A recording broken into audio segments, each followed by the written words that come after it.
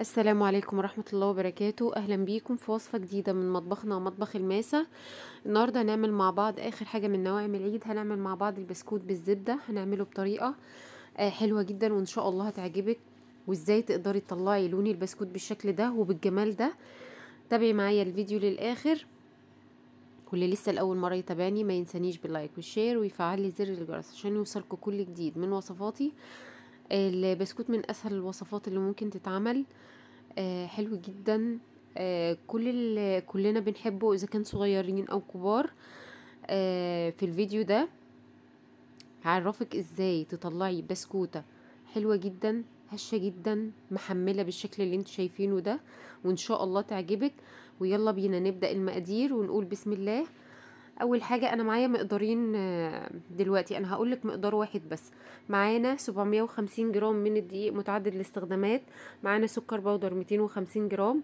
معانا 500 جرام من الزبده. معانا 4 بيضات وصفار بيضة. معانا معلقة من اللبن البودر. معانا معلقة من الفانيليا. معانا معلقة من قصنص الحليب. قصنص الحليب ده انت بتروحي للعطار بتجيبيه من عنده.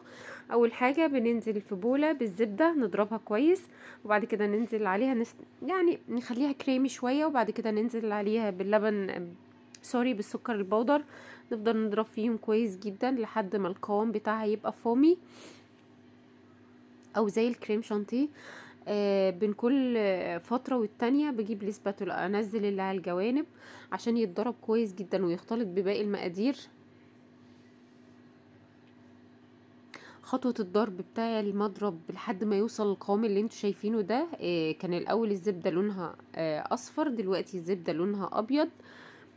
هننزل بالبيض بيضة بيضة. هسيب لكم المقادير كلها في صندوق الوصف. انا زي ما قلت لكم انا عاملة مقدارين بس انا قلت لكم على مقدار واحد. ننزل بالبيضة بيضة بيضة بيضة, بيضة لحد ما تختفي. كل مرة بننزل واحدة نضرب فيها لحد ما تختفي. حطينا معلقة كبيرة من الفانيليا. كل مقاديرنا لازم تكون بدرجة حرارة المطبخ. البيض والزبدة والدقيق كل مكوناتنا لازم تكون بدرجة حرارة المطبخ. كده خلاص ده نزلنا كل البيض هنضربه. بسم الله ما شاء الله. الكريمة بتاعتنا حلوة جدا، الزبدة والسكر. هنبدأ ننزل دلوقتي بقصنص الحليب وهنضربه. وكده مرحلة المضرب بتاعتنا خلاص وقفت لحد كده. هنبدأ بقى نتعامل بإيدينا. معانا اللبن البودر هننزل عليه في الدقيق ونقلبه، وننزل بالدقيق بتاعنا على الزبدة. نفضل نقلب فيهم لحد ما يختفي الدقيق نهائي. ما تعجنيش كتير، النواعم ما بتتعجنش. هنفضل نقلب فيها بس لحد ما تختفي. انتوا شايفين العجينه معانا ملزقه. انا بستعمل ايد واحده بس عشان اعمل تيست بالايد التانية. مجرد ما حطيت ايديا طلعت نظيفه ما فيهاش اي حاجه. لازم تغطي العجينه ولازم تشتغلي فيها بسرعه جدا عشان الزبده بتاعتك ما تقفش وتيجي تنزليها بالقمع عمرها ما تنزل معاكي.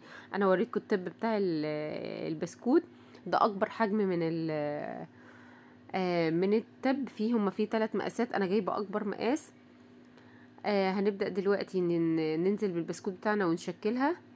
اهم حاجة تاخدي جزء صغير جدا من العجينة وتبدأي تضخي بكل سهولة وسلاسة. هتنزل معاكي البسكوتة.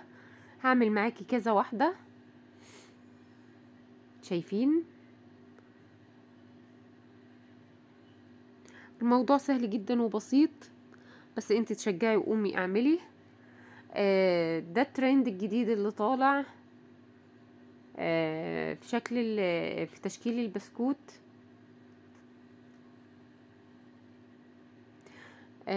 هنخلص الصواني كلها والكمية بتاعتنا بتاعت البسكوت. اللهم بارك هيعمل معانا كمية كبيرة جدا. انا عاملة مقدار 1.5 كيلو من الدقيق. عمل معانا بسم الله ما شاء الله كل الكمية دي ولسه فيه كمان صواني. في حاجة مهمة جدا عشان تساوي الاطراف بتاعت البسكوت. بتجيبي ظهر معلقة صغيرة وتبدأي تساوي بيها بالشكل اللي انتوا شايفينه ده. عشان تطلع العجينه بتاعتك مسويه، ما فيهاش الاطراف بتاعتها مش بالمنظر اللي انتوا شايفينه ده. هتدخل على درجه حراره 180 رف اوسط. انا بالنسبه لي بشغل فرني من تحت ومن فوق، بس الشوايه بتاعتي بتبقى هاديه جدا. ده شكل البسكوت بتاعنا بعد ما طلع، بسم الله ما شاء الله. اللون فوق زي تحت. هنبدا دلوقتي نحطه في العلب بتاعته واوريهولك. اهم حاجه اول ما يخرج من الفرن لازم تهز الصينيه، لان لو سبتي البسكوت فيها بالشكل ده زي ما طلع هيلزق في الصينيه، هتيجي تحركيه هيتكسر منك. فحرام وخساره.